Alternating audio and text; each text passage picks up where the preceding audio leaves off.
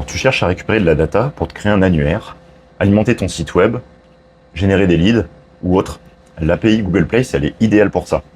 J'utilise régulièrement et aujourd'hui je vais te montrer comment ça marche, ce que j'en fais personnellement et ce que tu dois savoir avant de l'utiliser. Alors l'UX de la Google Cloud Platform, elle est vraiment nulle, donc je vais te guider pas à pas pour démarrer. Tout d'abord, il va te falloir un compte Google. Ensuite, tu peux trouver le site de la Google Cloud Platform en tapant Google Cloud Console ou plateforme dans ton moteur de recherche ou avec le lien que je te mettrai directement en description. Une fois que tu es dessus, connecte-toi. Donc là, tu n'auras pas encore de projet comme tu peux le voir ici. Donc il suffit de t'en créer un, rien de compliqué là-dessus. Alors une fois fait, va dans la barre de navigation et clique sur facturation ou billing en anglais. La Google Place API, elle a un plan gratuit qui est vraiment généreux. On peut récupérer un nombre considérable de données avec les $300 de crédit offerts qui sont compris dedans. Alors ça va dépendre de tes requêtes, mais tu peux être sûr de pouvoir récupérer des dizaines de milliers de business. Donc largement suffisant, que ce soit pour te créer un annuaire à partir de zéro, alimenter ton site si tu veux faire des listings ou tout autre besoin. Pour y accéder, il faut que tu rentres ta carte de crédit. Donc justement, il faut faire très attention à ne pas dépasser ces $300 de crédit qui te sont alloués. Tu peux les dépasser et là, tu payes. Tu as aussi une limite de 90 jours dans lesquels tu dois utiliser ces crédits, sinon c'est perdu. Donc fais attention si tu as activé ton compte car ça peut te coûter très cher. Donc je vais bien sûr te montrer quoi regarder là aussi pour ne pas te faire avoir. Une fois ton compte de facturation activé, clique encore sur la barre de navigation, API et services, et là va dans l'onglet bibliothèque. Ici tape Place API New, ça sera proposé, sélectionne Place API New, et ici active-la. Moi c'est déjà fait, donc j'ai le bouton gérer.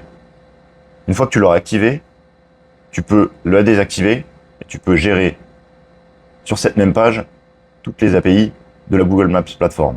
Voilà, ici je peux désactiver. Donc une fois que c'est activé et que vous l'avez utilisé, pour vérifier votre niveau de dépense de ces 300 crédits gratuits, il vous faut retourner dans facturation. Encore une fois dans la barre de navigation, facturation ou billing.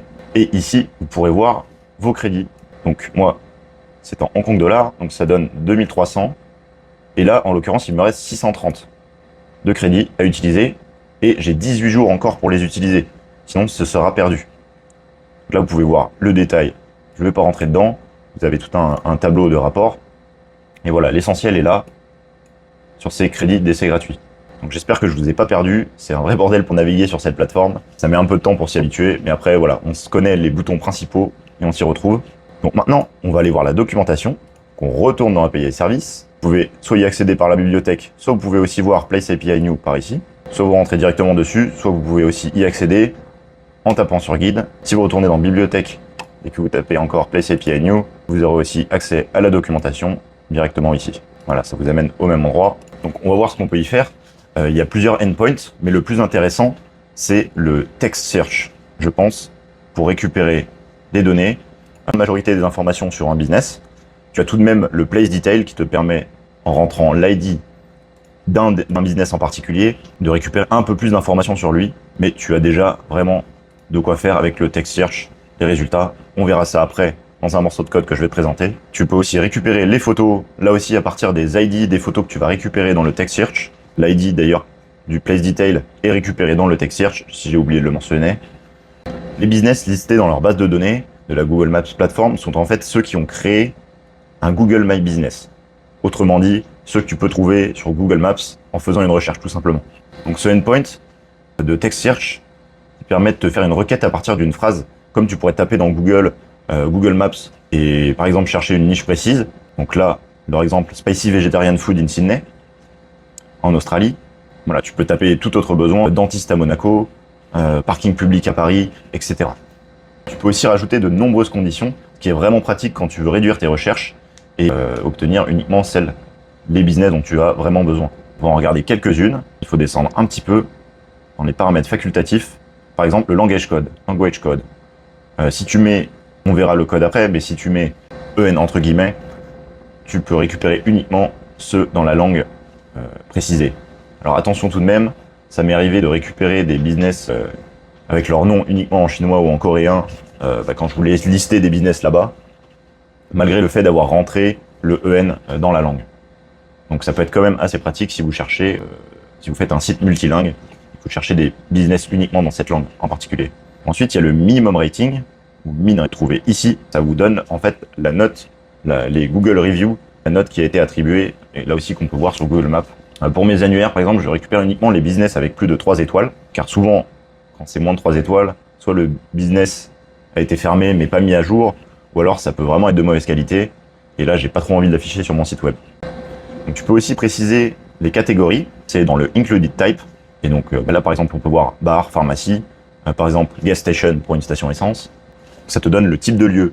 Tu as une liste que tu peux trouver dans l'onglet Utiliser les données, type de lieu, tu as les grandes catégories, automobile, entreprise, culture, etc. Et tu peux trouver en dessous les détails, le type de lieu que tu peux rentrer. Là aussi, on verra dans le morceau de code après. On peut voir par exemple que parking existe, gas station, electric vehicle charging station, etc. Donc c'est assez détaillé et on peut en fait tout simplement trouver la niche que tu souhaites grâce à ces types. Voilà, il y a tout un paquet de détails en dessous. Je te laisse aller voir plus en détail dans la documentation en fonction de tes besoins. Voilà, il y a tout un paquet de données, de type de lieu. Tu peux aussi aller voir donc le champ de données qui sont en fait tout simplement les infos du business que tu peux retrouver ici. Et là aussi, on va faire un test juste après. Voilà pour la documentation. L'essentiel pour moi est ici. Je te laisse regarder plus en détail si tu as des besoins précis. Mais avec ça, tu peux déjà faire l'essentiel. Donc moi, ma principale utilisation de cette API, c'est pour récupérer un grand nombre de business d'une niche précise afin de créer un annuaire spécialisé. Donc qui peut parfois être un générateur de leads aussi pour les business. Je vais maintenant montrer un exemple de code dans lequel j'ai utilisé cet endpoint, text search, pour récupérer les données des stations essence. Donc voilà mon code. Moi j'ai fait un repo spécialisé pour récupérer les données, puisque j'ai fait un paquet d'annuaires. Et celui-ci donc est spécialisé pour les stations de recharge et stations essence, puisque ce sera le sujet, la niche de l'annuaire. Donc on peut le voir ici, j'utilise bien le endpoint text search, avec, donc, comme langage code précisé en anglais. Donc moi j'utilise Supabase comme base de données. Donc ça c'est spécifique à mon besoin, mais après vous formatez les données et vous les stockez là où vous avez besoin. Que vous utilisiez WordPress, Supabase ou un autre système de base de données, peu importe. Dans mes annuaires, j'ai un paquet de pays. Ils sont en général disponibles dans le monde entier, du moins dans une vingtaine de pays. Et dans tous ces pays, j'ai des dizaines voire des centaines de villes. Donc je fais tout simplement une boucle pour chaque pays, pour chaque ville, et je récupère les données de cette façon-là. Voici la text query que je rentre. Donc là, en l'occurrence, pour des stations essence. Donc gas station in city.name, country.name. Donc par exemple, gas station in London, UK, United Kingdom. Donc le langage code qu'on a vu au-dessus. L'included type, comme on l'a vu dans la documentation, j'ai rentré gas station. Il y a rank preference. Il y a une limite de 20 business par réponse. Donc l'intérêt, c'est évidemment de les ordonner par cohérence, relevance en anglais, puisque je veux que ce soit proche de mon besoin, de ma requête. Minimum rating, là exceptionnellement, je l'ai descendu à 2.5, comme ce sont des stations essence et pas un business lié à la santé ou quelque chose voilà, de plus personnel où ça pourrait être problématique d'avoir vraiment une mauvaise qualité. Je ne vais pas rentrer dans tous les détails de mon code. Je vais afficher le premier résultat. Là, j'ai limité la première ville. Premier résultat. Comme ça, on va pouvoir voir dans la console ce que ça donne. Et ici, par exemple, c'est la façon dont je rentre mes données, dont je formate mes données avant de les rentrer dans ma base de données. Donc, je vais rentrer dans le détail en faisant l'appel. Moi, j'utilise un petit endpoint que j'appelle depuis mon navigateur. Vous pouvez l'appeler depuis Postman ou autre. Voilà le résultat. Donc là, on a récupéré la ville de Cambridge au Canada. Et comme vous pouvez le voir, il y a un paquet de données. Et ça, c'est un seul business. Je remonte tout en haut. Voilà. Donc vous avez récupéré un business name, donc qui n'est pas un nom qui n'est prononçable, c'est une référence dans l'API. Ensuite, vous avez le fameux ID du business, que bien sûr je récupère et que j'utilise dans ma base de données. Ils sont uniques dans Google Place, donc il n'y a pas de raison que ça pose problème dans ma base de données non plus. Vous avez ensuite les types, donc ces fameux types d'établissement. On retrouve gas station, comme je l'ai bien précisé. Ici, c'est included type, ça ne veut pas dire que c'est uniquement gas station, mais ça veut dire que ça doit inclure gas station. Voilà, vous avez un paquet d'autres données. Pour des leads, vous pouvez voir, vous avez les téléphones, donc c'est hyper intéressant. Vous avez l'adresse et tout un paquet d'autres données. Location avec latitude, longitude. Moi, pour certains annuaires, j'aime bien afficher une map, par exemple avec Leaflet, et pouvoir spotter le business. C'est vraiment pratique pour l'UX, voilà, pour les visiteurs. Vous avez la notation, les heures d'ouverture, le nombre de notations de Google Reviews. Ici, vous pouvez aussi trouver les photos avec voilà, leur format, etc. C'est comme ça, avec ces ID, que que vous allez pouvoir récupérer avec l'autre endpoint, les photos, si vraiment vous en avez besoin. Mais attention, ça aussi, bien sûr, ça consomme des crédits. Voilà, il y a tout un paquet de données, accessibilité, fuel option, en l'occurrence, comme c'est une station essence, c'est hyper pratique. Je vais pas rentrer dans tous les détails, mais vous avez certainement de quoi répondre à vos besoins. Ensuite, pour terminer avec mon code, une fois que c'est formaté, je l'insère dans ma base de données. Si j'ai des problèmes avec le slog, puisque souvent j'utilise le nom du business pour en faire, mais beaucoup de business utilisent les mêmes noms. Et ça, c'est pas limitant dans les Google My Business.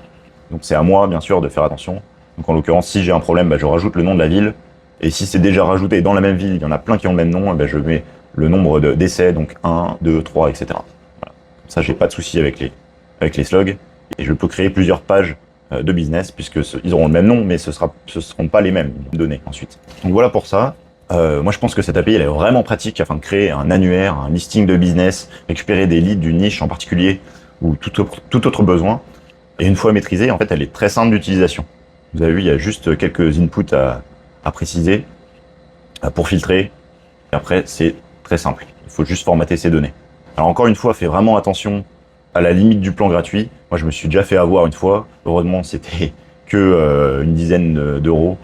Donc, voilà, c'était pas trop grave, mais ça peut aller très vite. Parce que là, c'est 300 $, c'est l'équivalent d'une consommation réelle. Donc si vous utilisez vos 300 $, vous allez peut-être créer une boucle comme moi, et ça peut tourner. Et c'est là qu'on peut dépasser si vous faites pas attention. Surtout que ça met un certain temps avant de s'afficher dans la zone billing que je vous ai montré de la Google Cloud Platform. Donc faites attention. Si vous avez tourné pas mal de données, un certain temps, attendez peut-être le lendemain pour voir le résultat de votre consommation avant de continuer un peu. Donc moi, souvent, je fais des scripts que je laisse en background. Et voilà, je vais récupérer peut-être un pays par un pays, pays par deux pays. Donc voilà pour aujourd'hui. J'espère que cette vidéo, elle t'a plu. Si tu as encore des questions, n'hésite pas à me dire en commentaire. N'oublie pas de laisser un like, t'abonner. Et puis on se retrouve la semaine prochaine. Allez, ciao!